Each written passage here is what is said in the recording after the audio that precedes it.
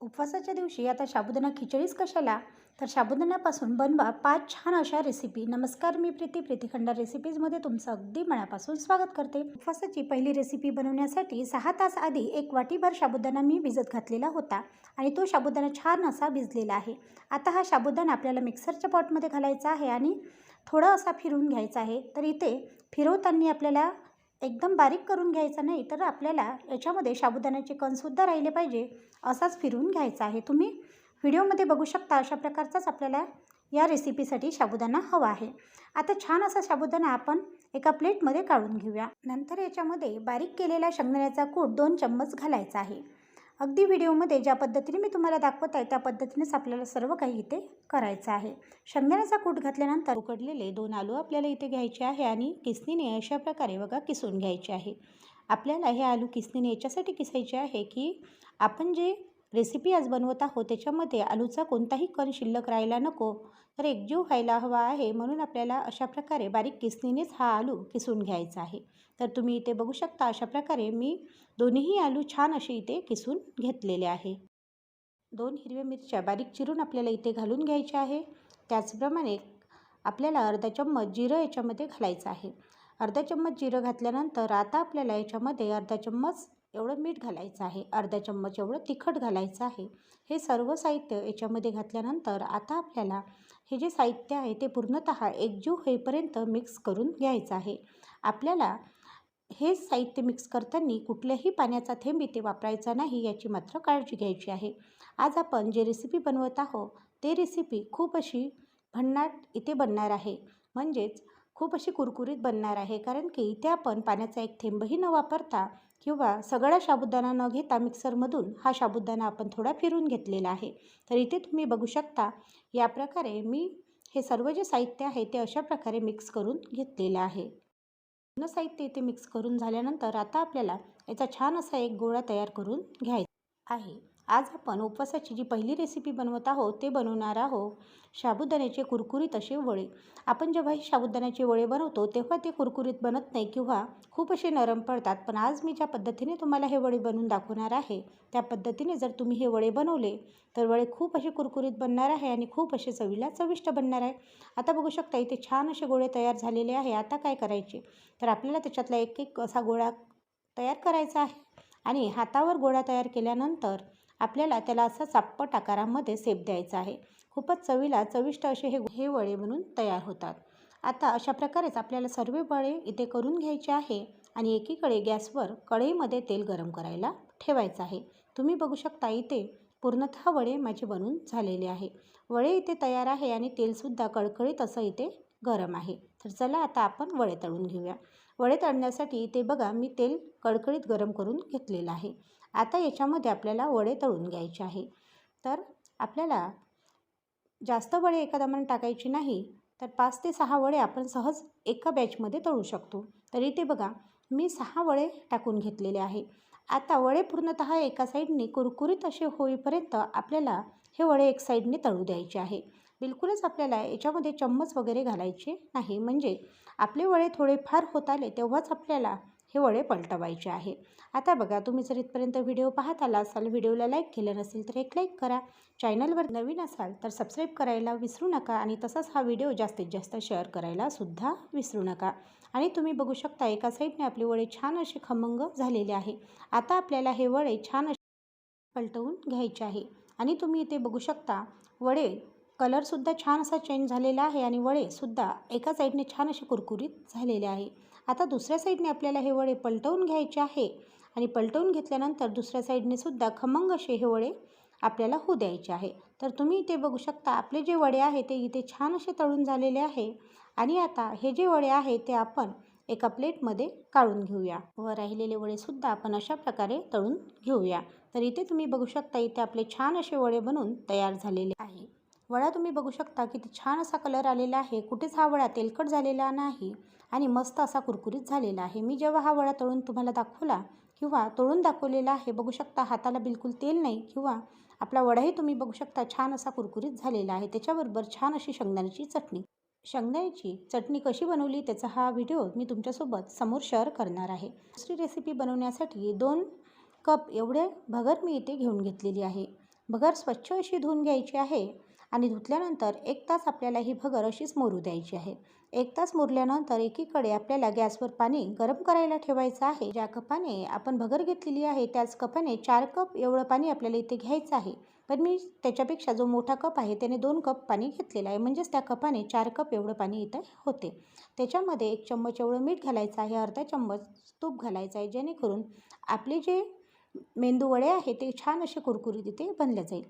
पाणी छान असं उकळीला आलेलं आहे आणि पाणी उकळीला आल्यानंतर आता आपल्याला ही जी भगर आहे ती या पाण्यामध्ये घालून घ्यायची आहे.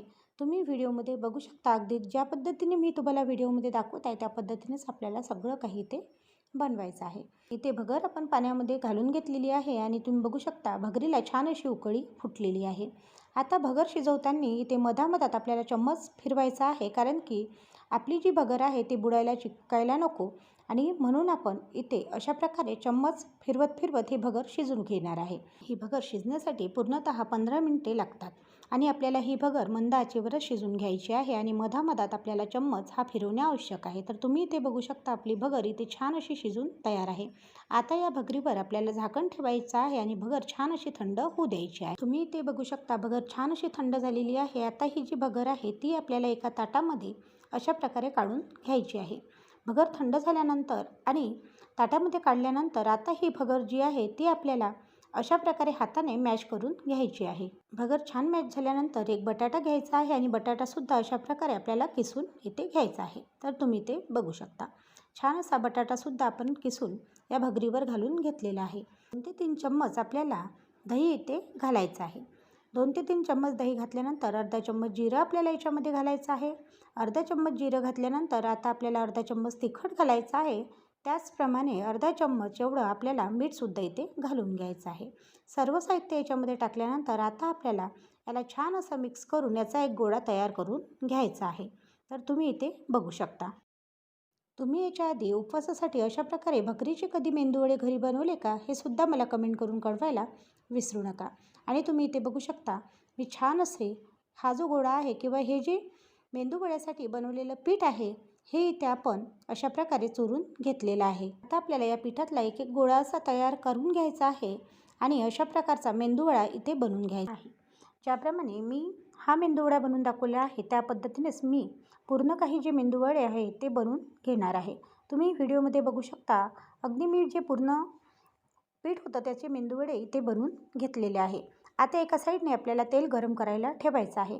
तेल गरम करायला ठेवायचं आहे आणि हे जे मेंदूवडे आहे ते आपल्याला छान असे तळून घ्यायचे आहे. तेल इथे कडकडीत गरम झालेलं आहे. आता आपण याच्यामध्ये मेंदूवडे घालून घेऊया. तर मी एका बॅचमध्ये 4 मेंदूवडे तळून घेणार आहे. तर इथे तुम्ही बघू शकता खूपच चवीला चविष्ट असे हे मेंदूवडे बनतात. कोणताही उपवास असू द्या आपण आपल्या घरी साबुदाणा खिचडी मात्र बनवतोच. पण आज आपण साबुदाणा खिचडी न बनवता साबुदाण्यापासूनच वेगवेगळे असे 5 पदार्थ पाहूया. तर तुम्ही इथे बघू शकता या प्रकारे मी हे जे मेंदूवडे आहे ते तळून घेत आहे. आपल्याला मेंदूवडे तळताना एका साईडने सर्वात आधी हे मेंदूवडे छान असे होऊ द्यायचे आहे आणि नंतरच आपल्याला हे मेंदूवडे परतवायचे आहे.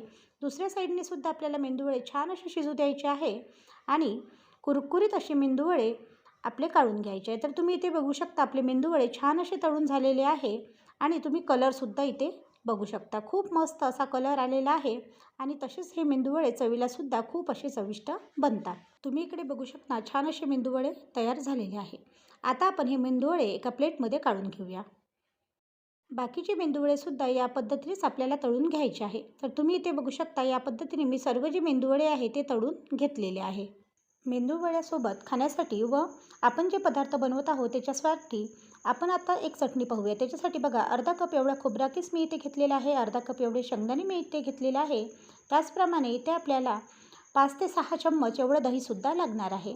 तर मी ते 6 चम्मच पूर्णतः दही घेऊन घेणार आहे.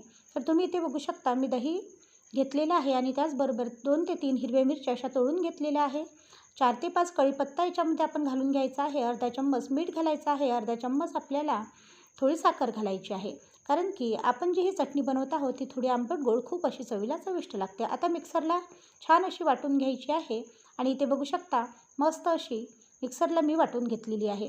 आता आपल्याला एका भांड्यामध्ये ही चटणी काढून घ्यायची आहे. एक ही चटणी आपण कोणतेही पदार्थ असू द्या, त्या पदार्थासोबत खाऊ शकतो. कधीही कोणताही उपवासाचा पदार्थ आपण आपल्या घरी बनवला तर त्याच्यासोबत ही चटणी बनवणे खूप असे आवश्यक आहे, कारण की ही चटणी चवीला खूप अशी चविष्ट बनते. त्याचबरोबर आपला जो उपवासाचा पदार्थ आहे त्याची चव दुप्पट वाढवते. तर इथे बघू शकता आपली जी चटणी आहे ती इथे तयार झालेली आहे. आता आपण ही चटणी अशीही खाऊ शकतो, पण जर आपण थोडा तडका मारून घेतला तर या चटणीची आणखी चव दुप्पट वाढते. तर त्याच्यासाठी इथे बघा मी एक तडका बनवून घेतलेला आहे. कडकडीत तेलामध्ये एक लाल मिरची व जिरं आपल्याला तळून इथे घ्यायचं आहे आणि हा तडका आपल्याला या चटणीवर घालायची आहे. आता इथे आपली छान अशी चटणी तयार आहे आणि आपले मेंदूवडेसुद्धा इथे छान असे तयार आहे. कुरकुरीत मेंदूवडे आणि त्याच्यासोबत ही चटणी या शिवरात्रीला तुम्ही नक्की बनवा. तुम्ही इथे बघू शकता मस्त असे कुरकुरीत आपले हे मेंदूवडे झालेले आहे. ही सुद्धा रेसिपी तुम्हाला कशी वाटली बरं कमेंट करून कळवायला विसरू नका. शिवरात्री विशेष तिसरी रेसिपी बनवण्यासाठी बघा इथे एक मोठा कप एवढी भगर मी घेतलेली आहे आणि जो लहान कप आहे त्याने अर्धा कप एवढा साबुदाणा मी इथे घेतलेला आहे. सर्वात आधी आपल्याला मिक्सरच्या पॉटमध्ये जो साबुदाणा आहे तो घालून घ्यायचा आहे. साबुदाणा घालायचा आहे आणि मिक्सरला छान असा फिरवून घ्यायचा आहे. तर तुम्ही इथे बघू शकता मी साबुदाणा सर्वात आधी फिरवून घेतलेला होता. साबुदाणा छान असा बारीक केल्यानंतर आपल्याला भगर याच्यामध्ये घालायची आहे आणि भगरीचं छान असं पीठ इथे करून घ्यायचं आहे. भगरीचं सुद्धा इथे पीठ छान असं झालेलं आहे. आपल्याला एकदम बारीक असं पीठ इथे हवं आहे. आता हे जे पीठ आहे ते एका भांड्यामध्ये आपल्याला घालून घ्यायचं आहे. भांड्यामध्ये पीठ घालायचं आहे. त्या पिठामध्ये 2 ते 3 चम्मच एवढं दही आपल्याला याच्यामध्ये घालून घ्यायचं आहे आणि जेवढं या पिठामध्ये बसेल एवढं पाणी आपल्याला या पिठामध्ये घालून घ्यायचं आहे आणि हे पीठ अशा प्रकारे बघा भिजवून घ्यायचं आहे. पीठ छान असं भिजवून घ्यायचं आहे आणि 20 मिनिटासाठी आपल्याला हे पीठ बाजूला भिजत ठेवायचं आहे. तर इथे मी 20 मिनिटे हे पीठ छान असं भिजवून घेतलेलं आहे. तुम्ही इथे बघू शकता पीठ छान असं भिजलेलं आहे आणि मला याच्यामध्ये थोडं पाणी कमी वाटत होतं म्हणून मी थोडं पाणी घालून आणखी हे पीठ अशा प्रकारे मिक्स करून घेतलेलं आहे. तर बघू शकता पीठ छान असं मुरलेलं आहे.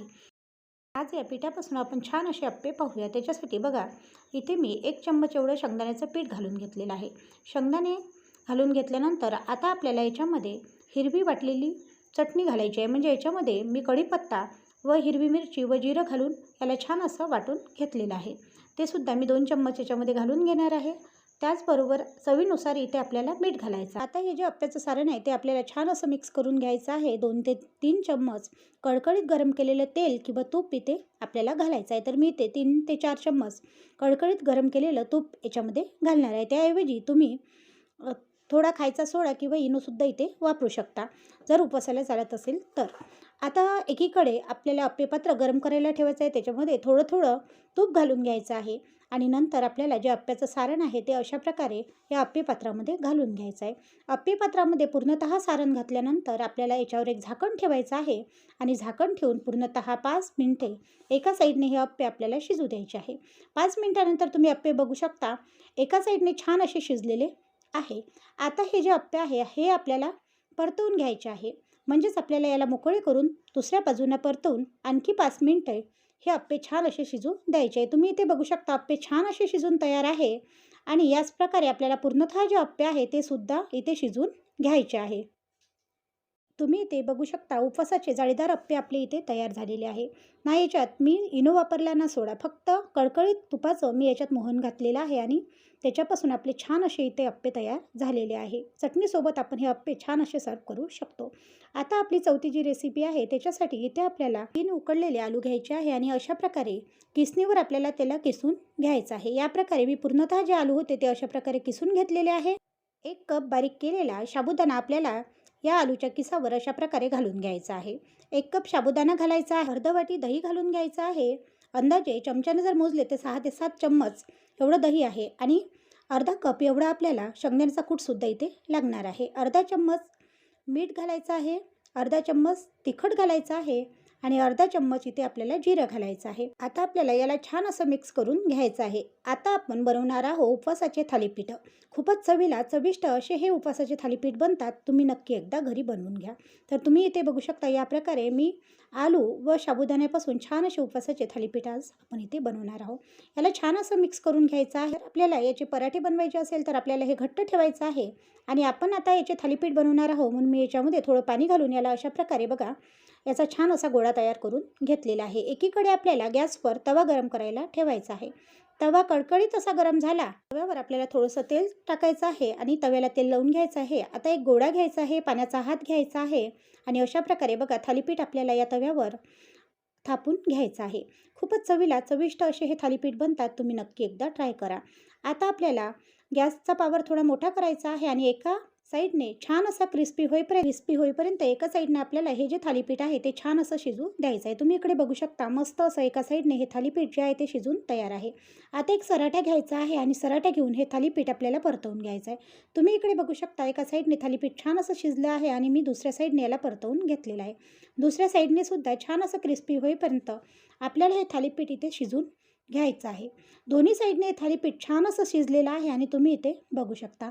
या पद्धतीनेच आपल्याला बाकीचे जे थालीपीठ आहे ते सुद्धा इथे छान असे शिजवून घ्यायचे आहे. छान अशी शेंगदाणे व खोबऱ्याची चटणी आणि त्याच्यासोबत मस्त असे गरमागरम थालीपीठ खूपच चवीला चविष्ट लागतात. उपवासाच्या दिवशी एकदा अशा प्रकारचे थालीपीठ तुम्ही नक्की करून पहा. मला उपवासाचे थालीपीठ ही रेसिपी कशी वाटली कमेंट करून कळवायला विसरू नका. आता छान असे तिखट पदार्थ आपले झालेले आहे. काहीतरी गोड व्हायला पाहिजे. तर इथे बघा आज आपण बनवणार आहोत छान असा गाजराचा हलवा, तोही वेगळ्या पद्धतीने आणि झटपट बनणारा. तर त्याच्यासाठी इथे 1 किलो गाजर मी घेऊन घेतलेला आहे आणि त्याला अशा प्रकारे गोलाकारमध्ये आपल्याला कट करून घ्यायचे आहे. हे जे गाजर आहे त्याला पूर्णतः अशा प्रकारे आपल्याला कट करून घ्यायचे. इथे तुम्ही बघू शकता मस्त असे आपले गाजर कट करून झालेले आहे. नेहमी गाजराचा हलवा हा गाजर किसून बनवत असतो, पण आज ही वेगळी पद्धत आहे. जर आपल्याला कधी झटपट गाजराचा हलवा बनवायचा असेल तर तेव्हा मात्र आपण अशा पद्धतीचा गाजरीचा हलवा नक्कीच बनवू शकतो. आता एक मिक्सरचं पॉट घ्यायचं आहे. मिक्सरच्या पॉटमध्ये अर्धे गाजर घालून घ्यायचे आहे. त्याच्यावरती 1 कप एवढं दूध घालायचे आहे. 2 बॅचमध्ये आपल्याला हे जे गाजर आहे ते वाटून घ्यायचे आहे आणि 2 बॅचला 2 कप एवढं आपण दूध टाकणार आहे. म्हणजेच आपल्याला इथे पूर्णतः पावभर दूध इथे लागणार आहे. तुम्ही इथे बघू शकता मस्त असा गाजर आपला वाटून झालेला आहे आणि आपल्याला अशाच प्रकारचा गाजर इथे हवा आहे. आता दुसरे जे गाजर आहे ते सुद्धा मी इथे अशाच प्रकारे वाटून घेणार आहे. एकीकडे कढई गरम करायला ठेवायची आहे. कढईमध्ये आपल्याला तूप घालून घ्यायचं आहे. कढईमध्ये तूप घालून घ्यायचं आहे आणि तुपावरती आपण जो वाटून घेतलेला गाजर आहे तो आपल्याला याच्यावरती घालून घ्यायचा आहे. तुम्ही इथे बघू शकता. आपण नेहमी किसलेल्या गाजराचा हलवा करत असतो, पण झटपट आपण असाही गाजराचा हलवा करू शकतो. खूपच चवीला चविष्ट हा गाजराचा हलवा बनून तयार होतो आणि कधीही आपण जर आपल्याला खावासा वाटला तर वेळेवरही हा गाजराचा हलवा नक्कीच बनवू शकतो. तुम्ही अशा प्रकारचा गाजराचा हलवा कधी बनवला का? मला कमेंट करून कळवायला विसरू नका. इथे तुम्ही बघू शकता पूर्णतः गाजराचा जो किस होता किंवा जे मी मिक्सरला फिरून घेतलेलं होतं ते सगळं हे मी तुपामध्ये अशा प्रकारे टाकून घेतलेलं आहे. तुपामध्ये टाकून घ्यायचं आहे आणि पूर्णतः पाणी तुटेपर्यंत आपल्याला हा जो एक प्रकारचा गर आहे हा आपल्याला या तुपावर अशा प्रकारे बघा फिरवत राहायचा आहे किंवा भाजून घ्यायचा आहे. जोपर्यंत पूर्णतः पाणी याचं तुटत नाही तोपर्यंत आपल्याला हे प्रोसेस करणे आवश्यक आहे. खूपच चवीला चविष्ट असा हा गाजराचा हलवा बनून तयार होतो. तुम्ही इथे बघू शकता. शिवरात्री आली की आपण आपल्या घरी नेहमीच साबुदाणा खिचडी करत असतो किंवा छान असे साबुदाण्याचे वडेसुद्धा बनवत असतो. पण आपण आजच्या व्हिडिओमध्ये साबुदाणा वडेच नाही तर साबुदाण्याच्या पासून बनणारे अनेक असे पदार्थ पाहिलेले आहे. आजचा व्हिडिओ तुम्ही पूर्ण पहा आणि जास्तीत जास्त शेअरसुद्धा करायला विसरू नका. तुम्ही इथे बघू शकता आपला जो गाजराचा हलवा आहे तो अर्धाही इथे राहिलेला नाही. म्हणजे आपण तुपावर याला छान असा भाजून घेतलेला आहे जोपर्यंत याचं पूर्णतः पाणी तुटत नाही तोपर्यंत. आता इथे आपल्याला 1 पावभर एवढी साखर घ्यायची आहे. 1 किलो गाजराचा हलवा आहे त्याला पावभर साखर व्यवस्थित होते. जर तुम्हाला जास्त गोड आवडत असेल तर तुम्ही इथे साखरेचं प्रमाण कमी जास्त करू शकता. आता आपल्याला साखर घातल्यानंतर एकजीव असं याला फिरवून घ्यायचं आहे आणि फिरवल्यानंतर आपल्याला त्याला पाक तुटेपर्यंत हा गाजराचा हलवा अशा प्रकारे होऊ द्यायचा आहे. तुम्ही व्हिडिओमध्ये बघू शकता. लवकरच आपल्या चॅनलवरती उन्हाळी वाळवणीचे वेगवेगळे पदार्थ मी टाकणे चालू करणार आहे. तसेच उन्हाळी वाळवणीचे पदार्थ कोणाला जर ऑनलाईन हवे असेल तर तुम्ही या चॅनलवरती ऑर्डर करू शकता. मी त्याचा नंबर लवकरच तुम्हाला देणार आहे. उन्हाळी वाळवणीमध्ये आलूचे पापड त्याचप्रमाणे खिचिया पापडसुद्धा आपल्याजवळ मिळणार आहे. त्याचप्रमाणे वेगवेगळे वाळवणीचे पदार्थसुद्धा मी तुम्हाला देण्याचे प्रयत्न करणार आहे. त्याचप्रमाणे नूडल्ससुद्धा आपल्याला आपल्या या चॅनलवरती नक्कीच मिळणार आहे. म्हणून तुम्ही ऑनलाईन कधीही ते पदार्थ मागून घेऊ शकता. आता इथे बघू शकता आपल्या हलव्याचा जो पाक होता तो पूर्णतः इथे तुटलेला आहे. म्हणजेच आपला इथे हलवा बनून तयार झालेला आहे. आता आपला हलवा आणखी आपल्याला इथे 5 मिनिटे गाजराच्या हलव्याची आणखी चव वाढवण्यासाठी इथे मी वेलची पावडर याच्यावर टाकून घेतलेला आहे. तसंच काजू बदामीची पावडर जी असते ती सुद्धा मी याच्यावर टाकून घेणार आहे. माझ्याजवळ काजू बदामीची पावडर बनवलेली होती म्हणून मी ते टाकली. नसल्यास आपण याच्यावर छान अशी काजू बदामीचे कापसुद्धा करून टाकू शकतो. आता एकदा याला छान असं मिक्स करून घ्यायचं आणि सर्व करायचा आहे गरमागरम असा चवीला चविष्ट असा गाजराचा हलवा, जो झटपट कधीही आपण आपल्या घरी बनवू शकतो.